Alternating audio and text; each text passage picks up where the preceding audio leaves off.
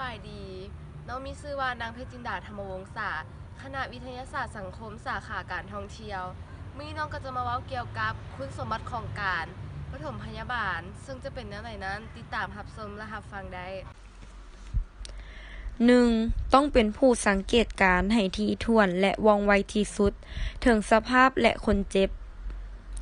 2. ต้องเป็นคนค้นคว้าเฮ็ดให้เฮามีความรู้ความสามารถเพิ่มขึ้น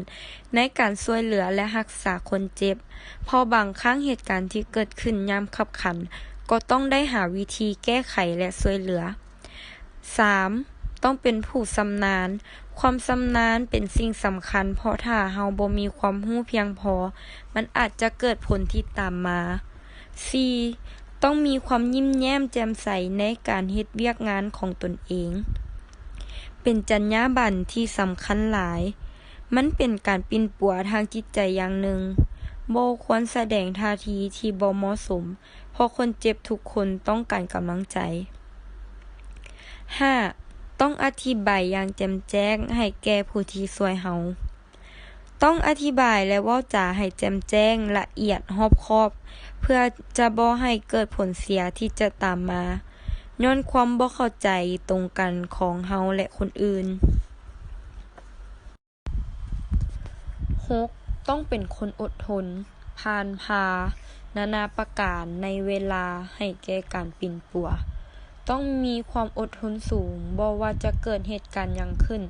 ต้องได้อดทนผ่านพาและแก้ไขปัญหาให้ได้เพราะคนเจ็บแต่ละคนจะแตกต่างกัน 7. ต้องตัดสินใจปัวคนเจ็บเพื่อความปลอดภัยของเขาเจ้า